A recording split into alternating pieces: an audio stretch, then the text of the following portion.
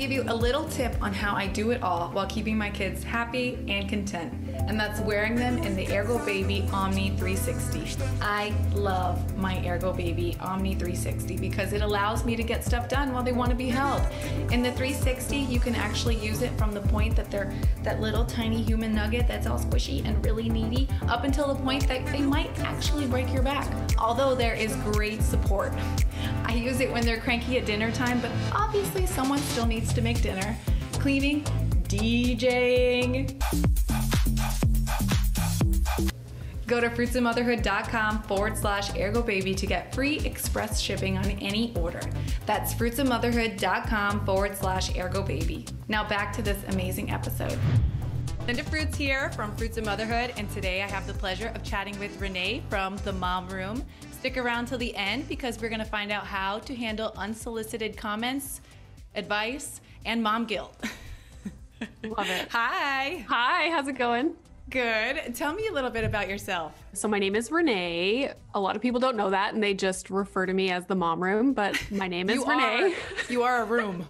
Yeah. My mom did not name me the Mom Room. My name is Renee. A little bit about me. I am married to my husband and we have a 2.5-year-old toddler named Milo. Before the whole COVID thing started, I finished my PhD in psychology. So that was kind of my focus for, 10 plus years was graduate school in psychology.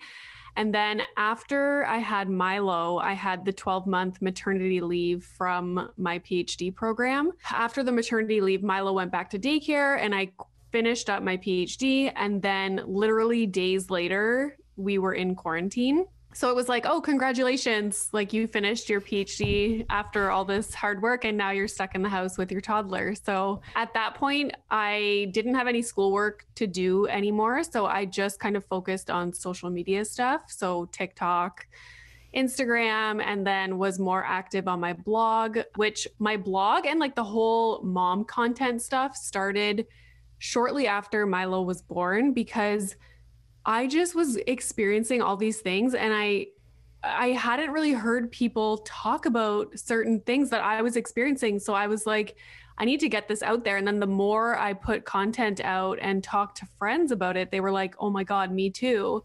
So then I just kept going with that. So you started when he was 2. So your accounts are about 2 years old now or 2.5? I joined TikTok like about a year ago because quarantine started almost exactly a year ago here. So that's when I really started on TikTok. But the Mom Room, I think I changed to the Mom Room like maybe a few months after Milo was born or even longer. So yeah. Okay, that's cool. So, but your TikTok is huge. I mean, it grew exponentially in such a short time then.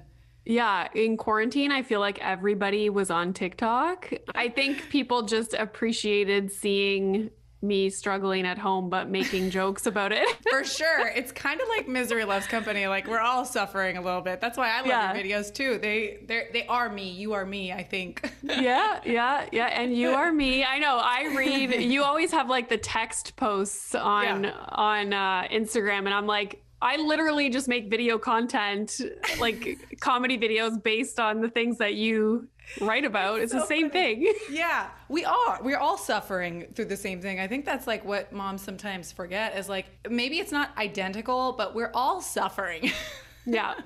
We all have the same experiences. And then like, I can't imagine going through all the things that I go through even still today, like just different feelings that I experience or situations that I struggle with and not being able to talk about it because feeling the pressure that you have to enjoy every moment and be doing so well with everything. Luckily, I never had that pressure. I was just like, I'm going to tell it like it is. And that's it. But I feel for people who don't feel safe enough in their life to be open about it. 100%. Yeah. Like, I mean, I suffered with that perception of being like the perfect mom at first. It was a lot on me. I think maybe that had a lot to do with my like crazy anxiety that I had. And I'm sure other moms feel the same. And once you kind of let that go, I have to say you figured it out much sooner than me because it took me 2 kids to figure that out. had to get a second round in. I'm like, oh, he can have crackers for dinner. Whatever. Yeah. It's so funny because when Milo was really young, I remember thinking, because I had Milo, I was 34, I think. Yeah, 34 when I had Milo. I had experienced like my cousins had a bunch of babies, friends had babies. So I didn't have any expectations of things that I would struggle with. So when I started to have these different issues, I was like, how did nobody talks about this? Like, I know. Like, am I the only one that felt this way or feels this way? Because I know so many people who had babies, but nobody said anything. I know. It's like, they're like, oh, it's going to be so amazing. And then you have kids and you're like, okay, it's like half amazing. And then half like really fucking hard. Really hard. Yes. One of the first things was I literally pushed Milo out and days went by and I was like, oh my God, I don't want visitors. Like, I don't want anybody coming over. Nobody. Yeah. Except for my mom who was cooking and cleaning and, my comfort space. But yeah. And I was like, you see on the movies and you see in TV, that's the norm, right? You have your baby and then everyone and people that you don't even know just come over and visit and, shoot the shit. And I was like, I don't want anybody in my house for weeks. So that was one of the first things. And then another thing was the recovery. That fucking hurts. And I didn't even have a bad experience. I didn't have a traumatic birth. I didn't have forceps. I didn't have, a C-section. So I can just imagine. I was like, wow, this is a lot that nobody talks about. Really? It's not all this rainbows shoot out as you're pushing out a baby, so there's no blood and guts. It's gory as hell. We are warriors. Yes. Yes. That is going to war for sure. So you also have a podcast too, right? Do you talk about this kind of stuff on your podcast? Yes, I have episodes where we've talked about the postpartum recovery stuff. I do a lot of episodes with psychologists, about different things, but then I have really fun episodes that are just about, everyday mom topics. And then I do a lot of solo episodes. I do about one solo episode a week, which is usually 20 to 30 minutes long. And it's usually me just working through some kind of issue that I'm going through, whether that be sleep regressions or feeling like being the default parent, all these things that I realize. And then I'm like, oh, I should talk about this. And then doing these episodes and doing Instagram content and even the TikToks, it helps me organize my own thoughts. And I'm like, absolutely. That's why I feel that way. And then other people are like, yeah, me too. And I'm like, see? We're normal. Yeah. For sure. I was actually going to ask you that because I find it super cathartic. This whole just putting it all out there in words or video form, it's very cathartic. It's wonderful. Yeah. Yeah. It helps for sure. People are like, oh my God, you helped me so much. And I'm like, but you don't realize all the direct messages and comments that you get on Instagram and on TikTok of people being like, oh my God, me too. And then them sharing your story with you. That helps me as well. So it's kind of a two-sided thing. Yeah, for sure. It is, definitely. People ask me sometimes if I ever get tired of it. I'm like, no, I have a totally different experience of social media. It's like my therapy. Yeah. Yeah, for sure. Where can people find your podcast? How would they find you? I think it's pretty much on all the major platforms. It's on Apple, Spotify, Google, all those things. I mean, I upload it to this website and I just click okay, publish, and then it sends it off to all the big places, I think. And so they type in your first name, the mom room, right? Your birth The mom room, yeah. The name that's on my passport, the mom room, yes. Okay, good to know. And so you do work from home now, I guess, so a lot of us do, right? Yeah. Are you taking on clients now or anything like that? No, my intention was to work in a research institute or somewhere downtown Toronto. So we're on the outskirts of Toronto. And then in quarantine, I started doing all this stuff, the podcast, and everything was, getting more and more popular and I was getting more and more busy. So we just kind of decided that I'm going to stick to doing the social media stuff, the podcast stuff, and see where it goes. Because really, my husband has such a busy job himself that I can't see myself commuting 45 minutes to an hour, to downtown Toronto to do a full-time job. So we're just kind of winging it right now, and we'll see what happens. That's great though. I mean, also for me too, I kind of was a stay-at-home mom, and then this all sort of came about, and this is my new thing. This is my job, I guess. Yeah. And it is a friggin' job. Like, it is. I talk with other people that have podcasts all the time, and it's like, it is so much work to do, just like the administration, the editing. Like, I used to do everything myself. I was going to ask. Yeah.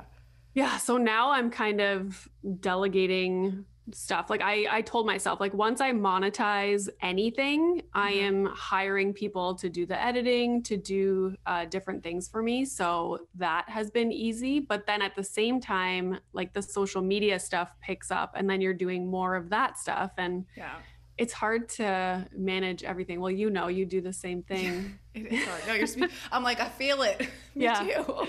Yeah. And it's like, as soon as the podcast got really popular, then I started making less TikToks. And then now that I focus a lot on like Reels and Instagram stuff, I don't write my blog as much. And it's like, I know.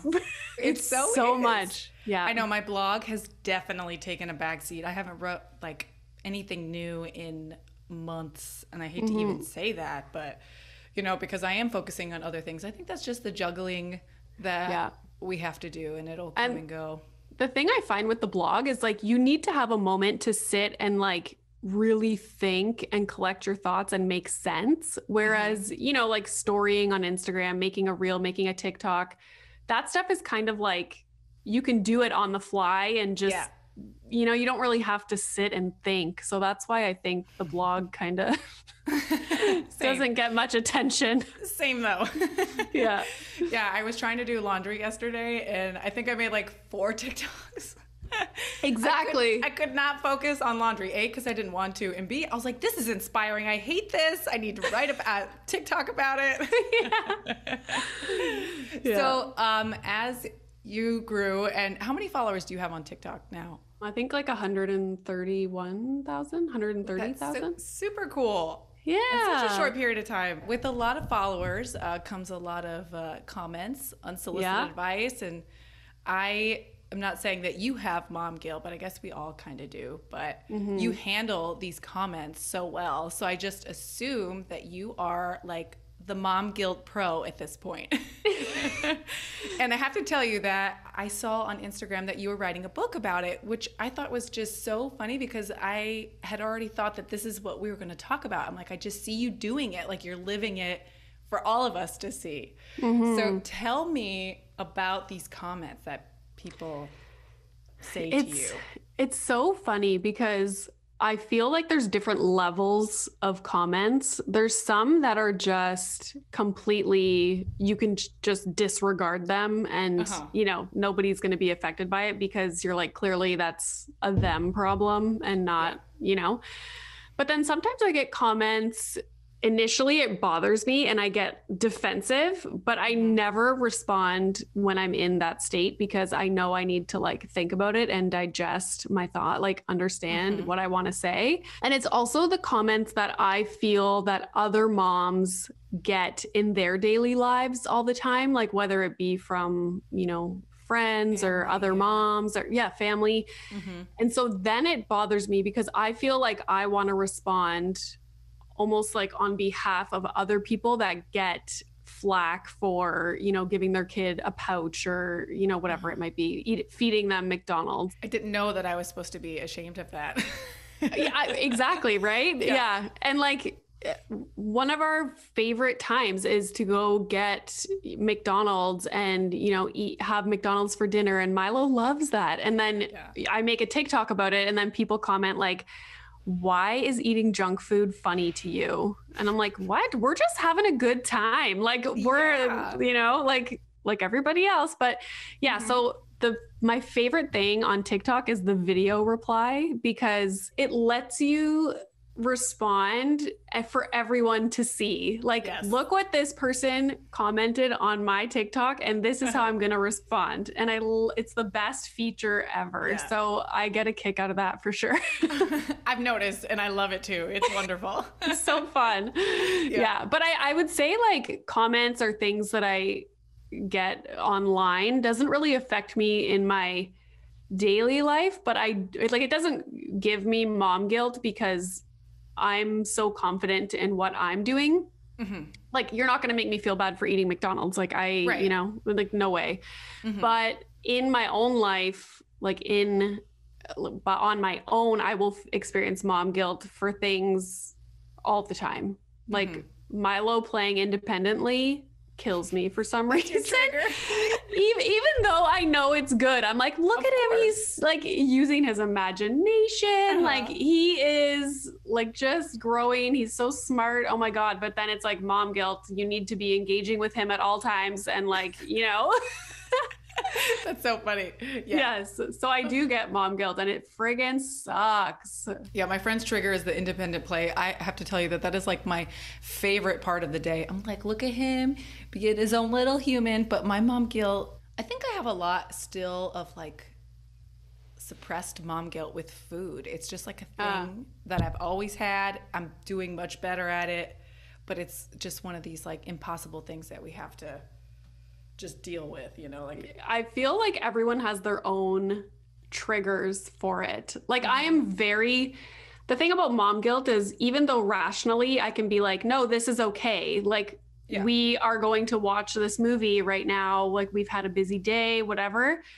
It's still like nagging in the back of your mind. And what I find is that it prevents you from enjoying moments, which drives me insane. Like, my husband, nothing. Like, he's able to just sit there, the movie's on, he's like, you know, scrolling on his phone, and I'm like boiling inside with guilt. Yes. And I wish I could just not have that mental load of guilt, and I can just freely enjoy all these moments without overthinking everything. So that's what drives me crazy about mom guilt, is like, it sucks the joy out of some situations. That, like, I had this quote somewhere, and it was like, we're just watching Toy Story on a sunny afternoon. We're not robbing a goddamn bank, but that's what it feels like. Like, I love that. 100%. Yes. Yes. Like, we're just watching a movie. Yeah, like you're not hurting our children. I know. I know. Oh, yes. That is also screen time. It's like a thing with me also. I'm just like, okay, it's been 2 hours. Yes. He's okay. Let it ride. Like, we're hyper aware of certain things. Oh my gosh. Yes, it's so true. Like, the whole day, I'm just like, okay, what did he have for breakfast? He had waffles. Okay, he can't have just waffles for lunch and dinner again. And then the screen time, and then me playing with him or being outside. It's like, why? We torture ourselves just a little bit. A little bit. True. So let's go back to those comments. What else do people say? The fast food, a huge thing for me was, after quarantine ended here and Milo's daycare opened back up, now I was home during the day doing all this stuff, and Milo was in daycare. And people did not like that, because you know, they were used to seeing me at home with Milo. And then I was on my third day of being home with Milo back in daycare after like pandemic, in quarantine, stuck in the house. It was like day 3 of him being back in daycare, and people were outraged. Like, so your kid's just at daycare and you're just at home? I'm like, yeah, that's exactly what's happening. Oh, so you're just going to depend on your husband then? Yep. Actually, I saw that one, and it bothered me too, because I also am a stay-at-home mom, so to speak. And that's the arrangement that we work out. Like, what did you say to them? It was something along those lines too, like, we're a team. Like, I depend on my husband for things, and he depends on me for certain things. Milo depends on both of us. Like, that's how our family runs smoothly. But people just want to focus on financial situations, right? Like, okay, yes, my husband works full time. He is a physician. I am able to stay home right now and pursue all this stuff that I'm doing. I'm very lucky, very thankful that I can do that. But like, and Milo thrives in daycare. Like, the thing about daycare that drives me insane is that people look at daycare as like, that's just something that people have to do out of necessity, as opposed to like, what a great opportunity for her son. Playing with friends all day. Like, he's building relationships with other adults, like learning how to be independent. Yes. And everything, like his speech, like his potty training, everything. He eats everything at daycare. I'm like, up. It's ridiculous. I'm sending my kid tomorrow. Ridiculous. I see on the little app that they update all day.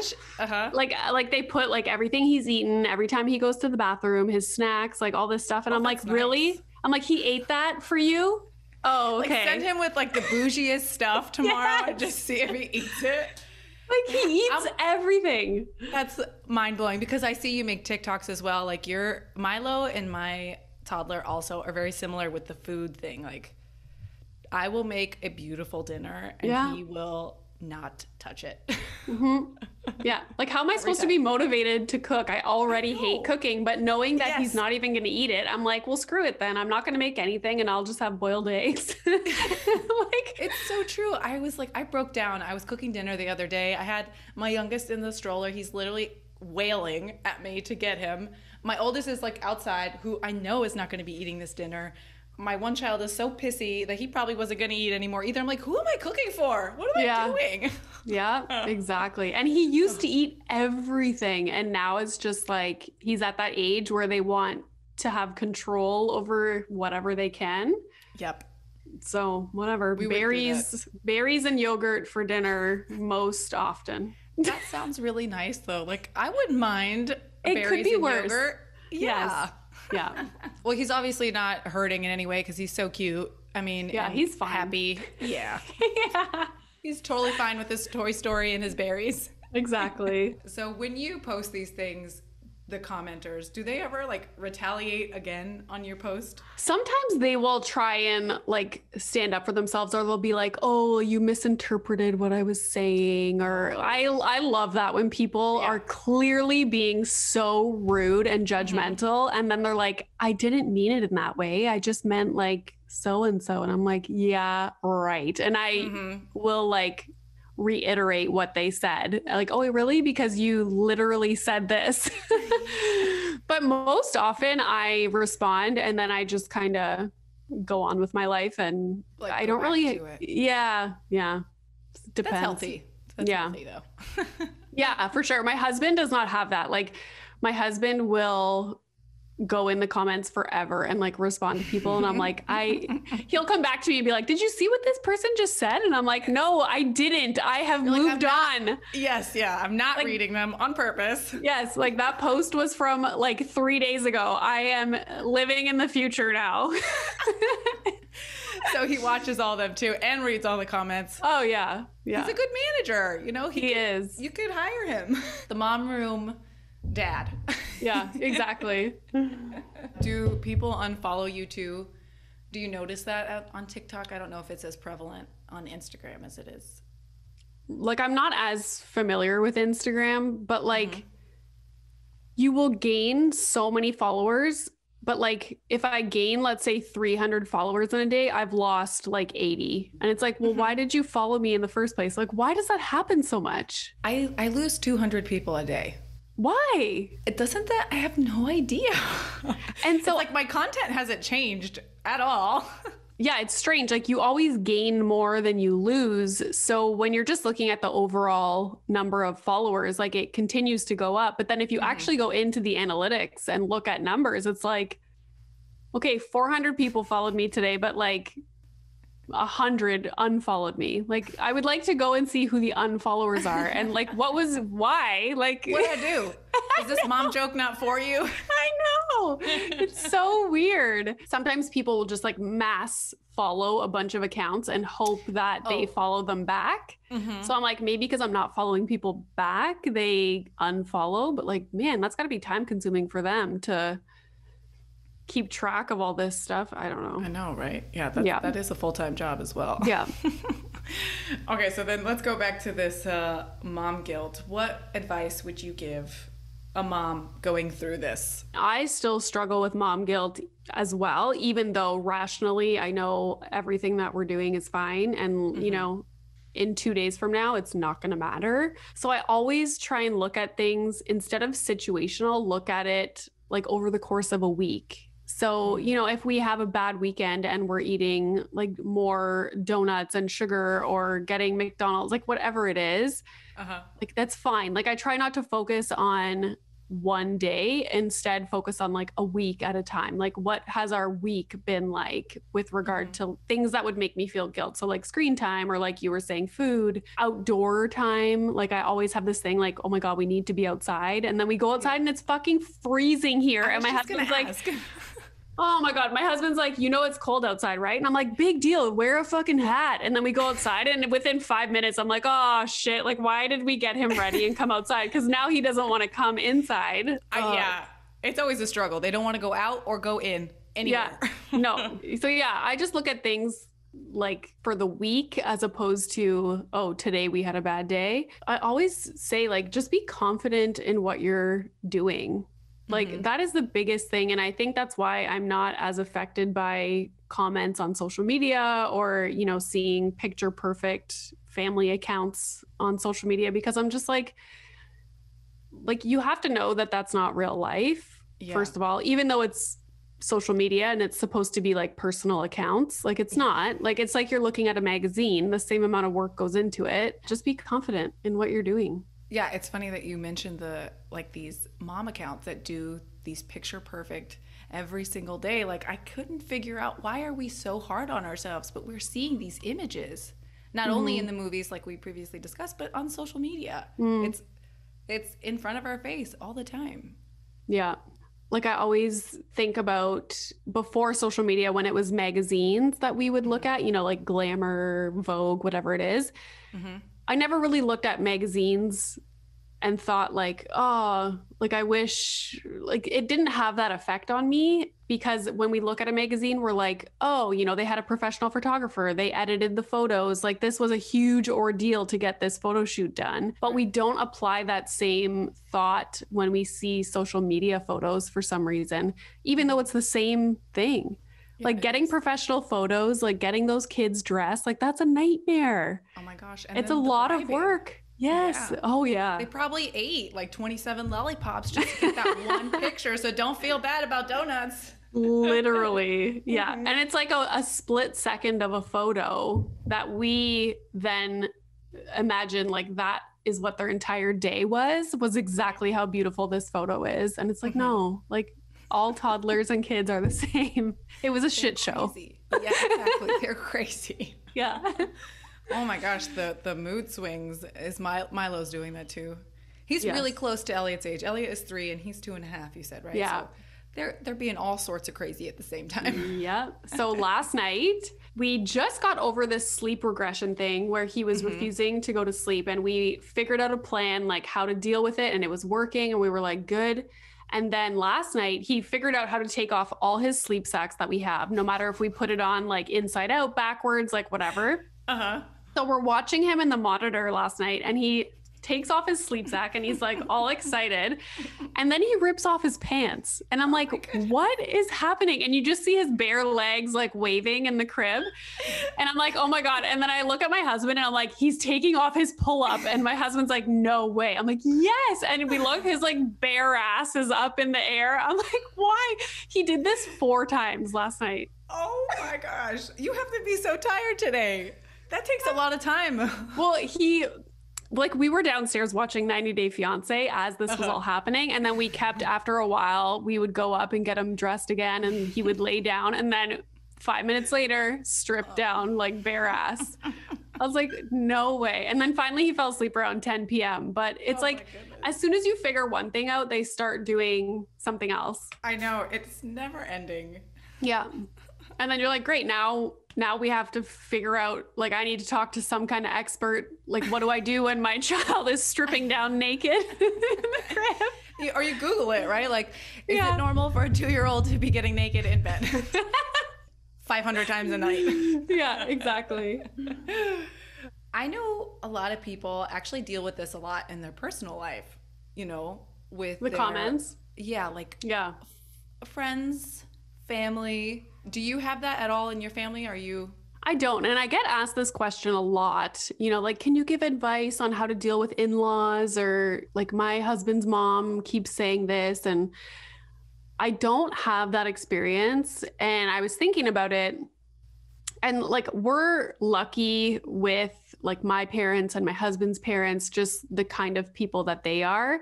But at the same time, I think we also teach people how they can treat us, and you need to set boundaries. So, for example, something simple, like I remember when Milo was a really little baby, every time, like if we would hand him to someone and he would start crying, I would take him back.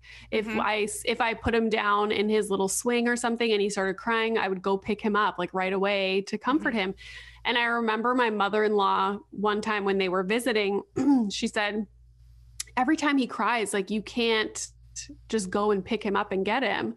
And right away, I was just like, actually, I can, and I'm going to do that. Like, I'm trained in attachment, so I understand like what's going on here, and I'm not comfortable letting him cry. So it was just like, boom, set the boundary. It's done and over with, and they're not going to say anything anymore. And if they do, that's their problem. So I think it's like a two-way relationship. I think a lot of times people are afraid to set boundaries and to stand up for themselves and say, actually, no, I'm doing it this way. Like, that's it. Yeah, like I remember having, when Milo was like newborn, he had jaundice. Anyways, I was really stressed out about breastfeeding. I don't think we had given him formula at this time. And I remember someone making a comment like, well, it's because you don't eat enough like to produce like the breast milk, or you're not drinking enough dairy. Cause I'm not a big dairy person. What? That's not true. Exactly. And like, instead of letting that get to me and making it like a big thing, I was just like, actually, no, like that has nothing to do with it. Like, moving on, end of story. But I can see where people get these comments from family and friends, and you just kind of let it eat you up. And I think also too, like we hear it and then we're like, is that true? Do I need to do, like, you question yourself a little bit, especially when you're a new mom and you just are figuring this all out for the first time as well. You're like, do I need to do that? Yeah.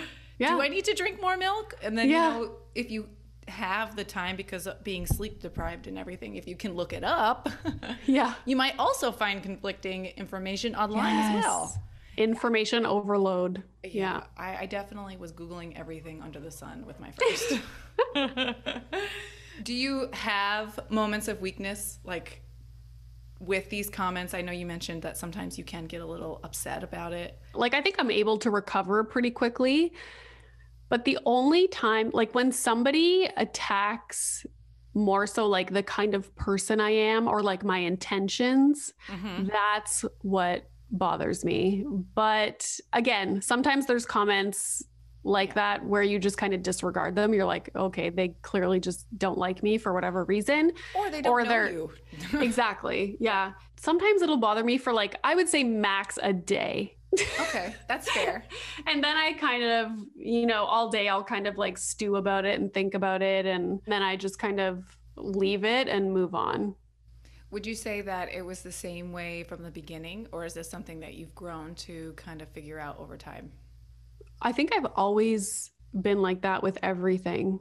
I think the only time a comment is going to affect you is if you're not confident and you are kind of wishy-washy about whatever they're saying to you. So you're kind of, is that true? Like, then you're thinking about like, how are people perceiving me, based on the content I'm putting out or what I'm doing with Milo, and you overthink it. But at the end of the day, like, I would say I side with myself over, a comment that someone I don't even know has said. Right. My dad always used to say, consider the source.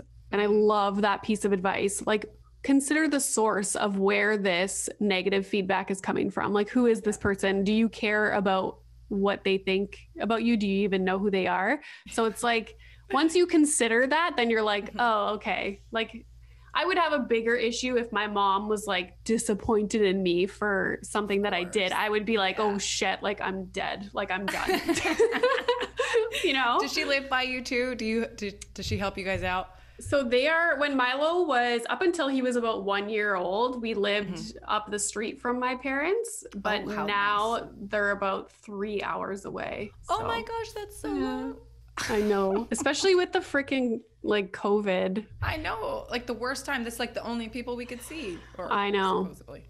Do your in-laws watch your TikToks? I think she does. And I told her to get Instagram so she could, because she always wants pictures and videos of Milo. And I'm like, go on Instagram. You can watch him all day. But yeah, so I text her videos and pictures. But yeah, I think they do see the TikToks. I'm sure. And your mom too? Oh yeah, my mom's all over all this stuff. Yeah, she's also like my little manager. She'll be like, did you see somebody asked you a question in your TikTok video and you haven't responded? I'm like, Mom, there's like hundreds and hundreds of comments. I'm sorry I didn't see that one. Let me go respond now. That's so sweet. She needs to start her own account. The mom room. We'll call her Grandma. Does she go by Grandma? She goes by Sisu. Oh my gosh, that's so cute. Yeah. What? Her name is Sue, and her little brothers used to call her Sisu when they were little, so she made that her name. So Milo says, Sisu, Sisu. That's so cute. Yeah, I love super that. Cute. So for anyone who's listening that hasn't seen any of your TikToks, how would you describe yourself as a TikToker? I would say like I have some that are very thought-provoking, but also some that I will go through a situation during the day and I'll be like, wow, that would be hilarious as a TikTok. So it's just like real life moments in a TikTok. The other day, so I made this a TikTok. I haven't posted it yet, but the other day, Milo wanted a cheese string thing. So my husband gets it out of the fridge and he's like, you want your cheese string? And Milo's all excited, like, yeah. And so my husband takes it from Milo and he's like, you want to see something cool? And he was going to like peel it down. And in my mind, I was like, oh, fuck. Like he's going to rip the cheese. He's going to cry. And Milo's going to lose his mind. Okay. I knew this was going to happen, babe. Like, why would you rip his cheese? Like, I know that is the point of a cheese string, but he's not at that level yet. Yeah, like, our kids definitely don't understand it. It's so funny. My husband does the same thing. I'm like, okay, now don't say pizza in like 4 different voices. Like, don't hype it up. Just, I'm going to say that we're going to eat pizza. Just don't say anything because you can't mess with toddlers. No. Like this morning, his granola bar broke and he lost his mind. He wouldn't eat it. He was waiting to eat it and then it broke and he was like, nope, not eating this junk anymore. So my husband had to go get another one. Like, it's funny because I say to my husband that he doesn't have toddler finesse. Yes. Like, it's these little tiny nuances that like we as mothers have like slowly picked up on like how to approach them with food, because food is a big deal in my house too. I'm like, if he's gonna eat, like we gotta do everything to get him to eat, like the cheese stick. I'm like, don't do anything weird. Don't make eye contact. Yeah, literally put the plate down and go. Just don't look. Yeah, I know. It's like you're walking on eggshells like 24/7. Yeah. And he never says yes. Like my son, for no matter what you ask him, do you want to go to the park? No. Do you want to eat pizza? No. No. Like before I had kids, I definitely thought that those things were like exciting. I thought that those were yes things. Yeah. Yeah. So about your book, let's talk about that. Oh, let's talk about this. Yes. So I had this idea to write a book and I have a few chapters written, but as we were saying before, with everything else going on, I feel like that gets put absolutely last on the priority list. So now I'm like, I'm such a loser. Like I finally hired someone to do the editing for the podcast. So I'm like, this is great because it frees up like almost a whole day, you know, in the week. So I'm going to use this extra time to focus on the book and write. So what do? I start like, I'm going to do a new podcast series called Hot Topics. And I'm going to talk. I just keep adding to my plate. That's I'm so like, funny. I'm going to rebrand the podcast. I'm going to, like start a separate podcast Instagram account. Like I just like fill up the space with other stuff. But yeah. Yes, I want to write a book where it's basically each chapter is a topic that I love. So like mom guilt, being the default parent, like all the things that I talk about, like relationship after babies, daycare, all the hot topics of parenting. I really want to get that out and finished, but I need to actually do it. Maybe Siri can help you. Can you just like talk to her all day? Like, I don't know. And type it out. I should look into this. My husband, because he's a physician, to do his notes after he sees patients, he just talks into this thing and it writes it up for him. I should actually look into that. He'd be like, hey, can I borrow your little... You don't need it. Yeah, right? Yeah. So you studied about mom guilt. Is that how you... No. Oh. I was researching psychotherapy for eating disorders. And so within my PhD, I had training in defense mechanisms, which was super interesting, and reflective functioning and attachment. So I feel like all that training in those topics has made me very self-aware when I go through different things. So like when I'm feeling guilty or like mom guilt, when I'm feeling anxious or upset about something, it makes me like really think about why I feel that way. And so I'm able to kind of verbalize it. And then it just so happens that other people are like, oh my God, I feel that way all the time too. And I never understood why, but like what you're saying makes so much sense. And I was like, So yeah, people are always like, how are you not using your PhD? And I'm like, well, I do use it. It's just in a different way. Like, yeah, I'm not working in an office 9 to 5, but like I am using it. Cause I seriously don't think I would have all these thoughts if I didn't have that training. So, but yeah, the mom guilt thing, that just goes along with it. I was like, you always hear about mom guilt and you just kind of brush it off like, oh, haha, it's kind of like a joke. And then when you have kids, and then when you have kids, you're like, wow, it's actually like affecting me. Like mom guilt is like a legit thing. Yeah. I definitely thought that I wasn't going to have it. Yeah. Like, I don't think anyone assumes they're going to have mom guilt. Yeah. And it's just like, it just goes along with the mental load of being a mom, like you're just thinking about so many things and it's nonstop. What would be the hardest struggle for you as a new mom? For me, it was because I was in grad school for 10 years. I was living on my own. I had like cute apartments and condos downtown Ottawa, like living my best life. I got to travel to conferences, like go out whenever I wanted, go do yoga.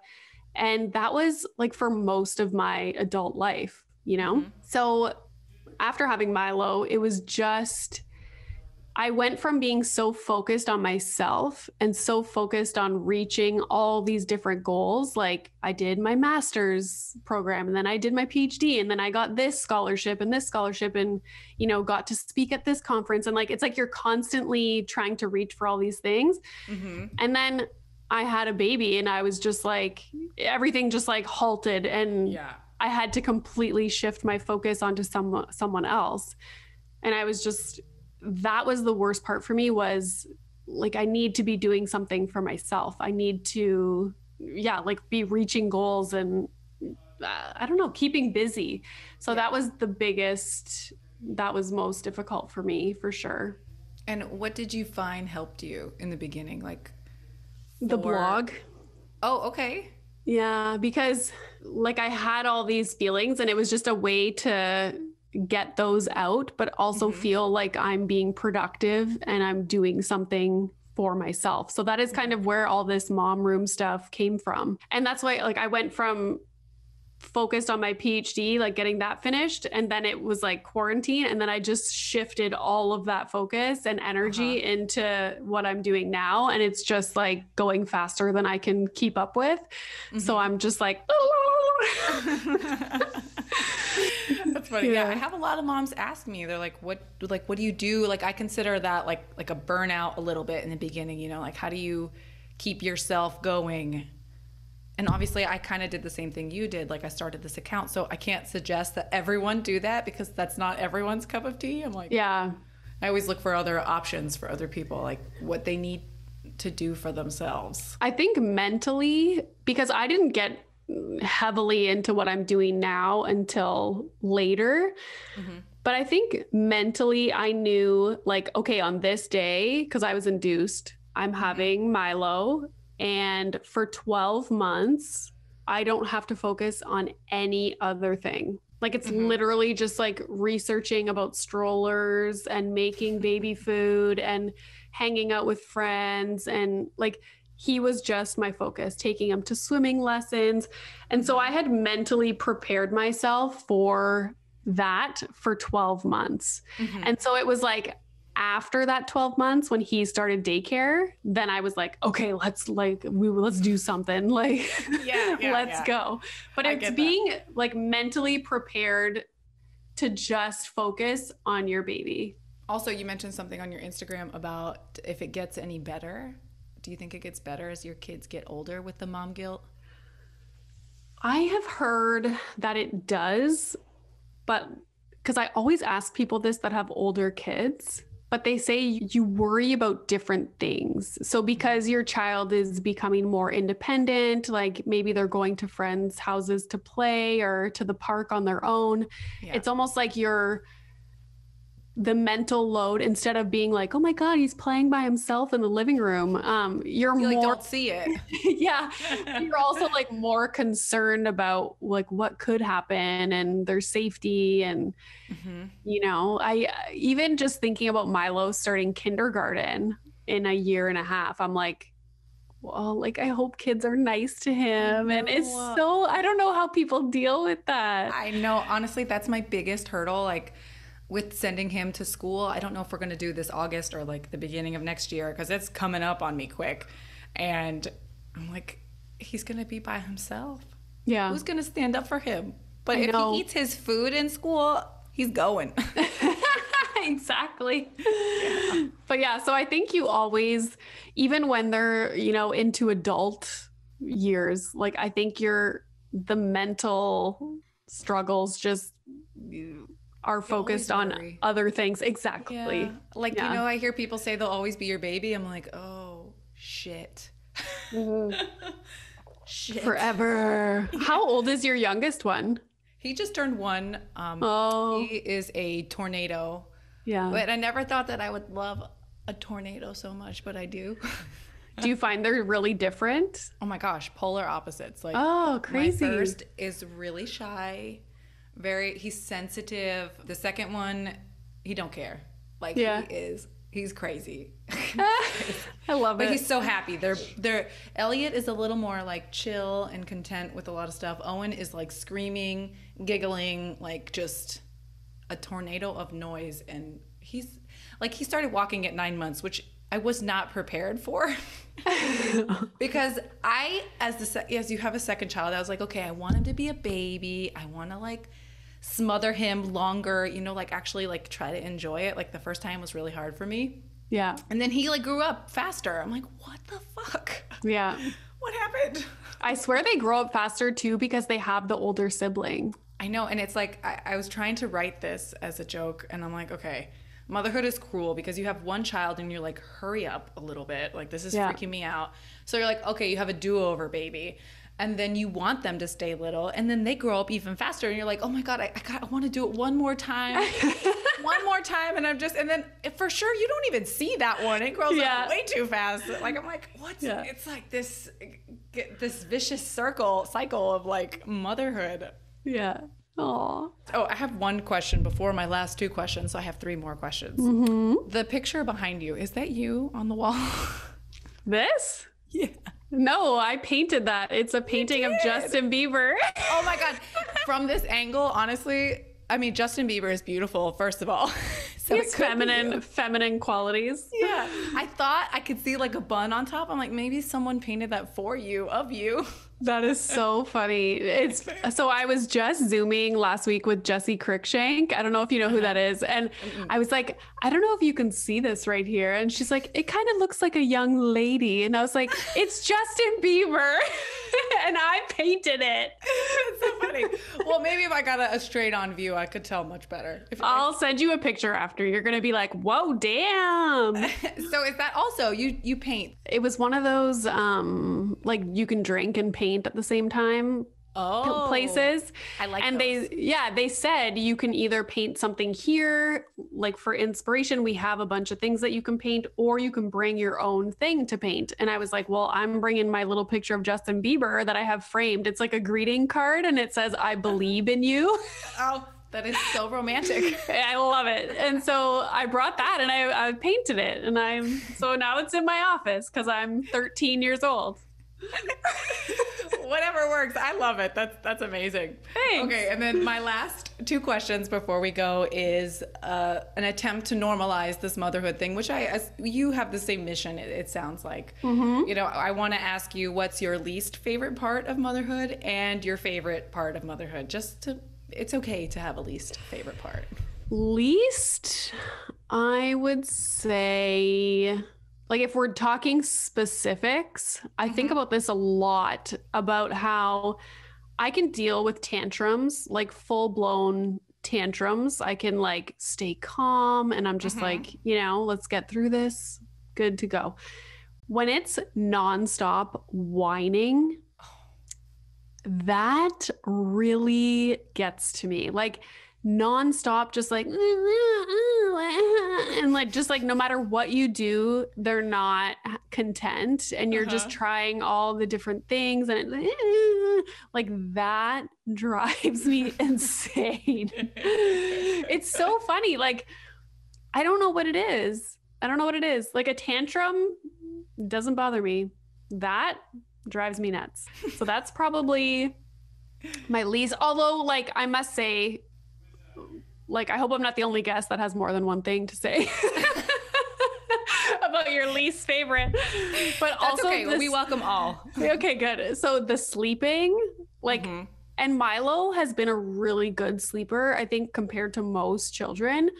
So I can't imagine having a really difficult sleeper. But when he goes through phases of not sleeping well and like, crying if we put him down and like throwing everything out of his crib and like that stresses me out.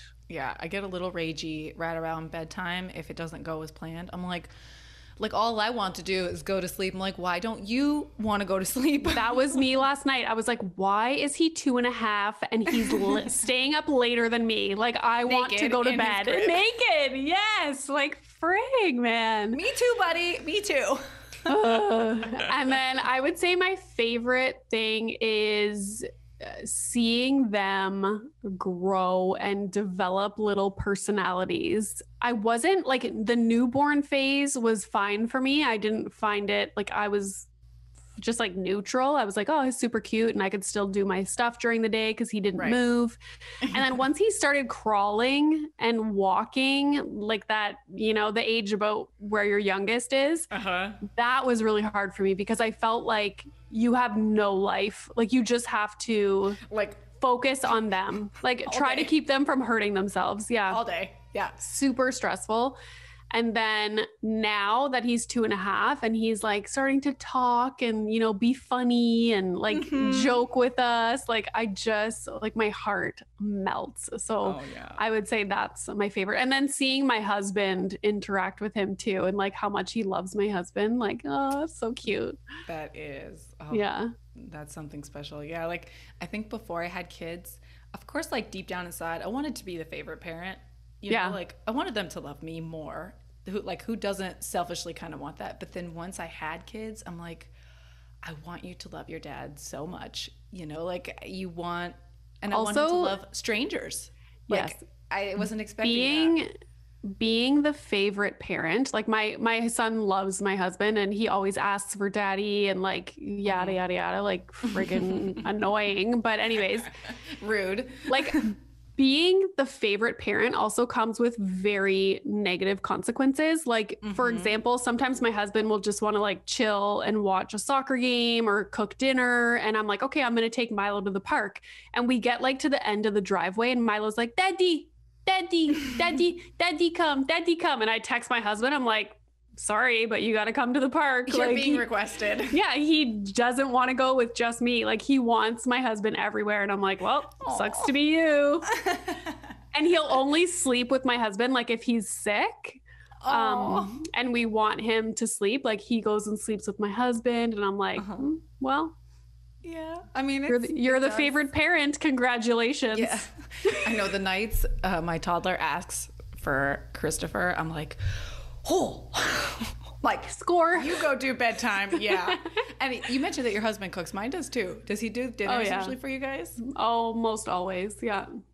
I'm terrible. I just don't love it because if I'm cooking, I'm also still being a mom. So like if he's cooking, I do the mom thing and he does the cooking thing. It's like if I cook, I got to do both. And that's really stressful for me. I can't do it. Especially with the one constantly trying to kill himself. The worst. It's really annoying. Yeah. Climbing off the back of the couch. I have like really hard terrazzo floors. I'm like, that would not be good for that beautiful round skull of yours, please. No. Well, this has been so much fun. Thank you so much for chatting with me today. Third time's a charm, right? Yeah. Thanks for having me. Finally connecting. Yes. And for those listening, if you're not following her on Instagram, it's first name, the.mom.room. And then on TikTok, it's the same thing, right? Same thing. Yeah. With the dots? Or do they make you do dots? Okay, cool. All the dots. I love dots. They're all over my branding. Yeah. For everyone else, don't forget to subscribe to my YouTube channel and you can watch all these videos as they come out because sometimes I leak them a little early. This is going on YouTube? Oh, yeah. Oh, that's so exciting. Oh, it's okay. Good. Okay. Yeah, Good. We do both. We do audio and video because some people aren't like audio listeners. You know, we all learn differently.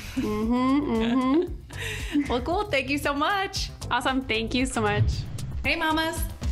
The way we spend our money has changed a lot since we've had children. So to help with the mom guilt and the need to still buy cute things, the Fruits of Motherhood shop is donating proceeds of each sale to Every Mother Counts. EveryMotherCounts.org is a nonprofit organization that works to improve access to quality maternity care around the world. Just buy a hat, a shirt, or anything else in the Fruits of Motherhood shop and you help a mama in need. Just go to fruitsofmotherhood.com/shop. and use the code podcast to get 10% off anything in the store. That's fruitsofmotherhood.com/shop, promo code podcast. Hey mama, do you enjoy a nice glass of wine after or during a long day of motherhood? Guess what? Me too. I want to tell you about Rebel Wine Club. It's my new favorite way to get wine. Rebel Wine Club is a personalized wine service tailored to your taste, budget, and lifestyle that makes buying great wines super easy. Tell them what type of wine you like, how many bottles, choose red, white, or both. Tell them how often you'd like each shipment. Receive, sip, and enjoy, girl. Check out which wine I'm drinking right now by going to fruitsofmotherhood.com/wine.